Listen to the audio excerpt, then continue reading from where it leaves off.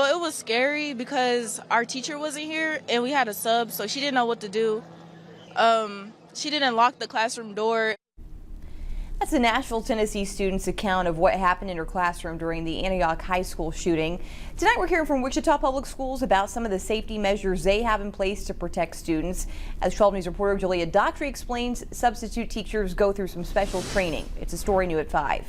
School shootings are happening more and more across the nation, and Wichita Public Schools wants parents to know that all of their staff, including substitute teachers, what they call guest staff, are properly trained to handle any situation that may occur on school grounds. Wichita currently has 790 active substitute teachers across the district. Wichita Public Schools refers to their subs as guest staff. They get their training in their orientation when they come on. So before they receive their first assignment, that is when they receive their training on the crisis response procedures.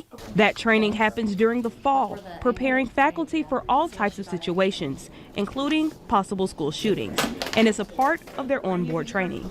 We want our substitutes to be just as confident as the classroom teachers are about any kind of disruption that may happen during the day, whether that's a medical emergency or that's a potential intruder. And if teachers need a reminder for what to do in case of an emergency, every classroom is equipped with a crisis response procedures manual for all possible issues that can happen during the school day, including medical emergencies.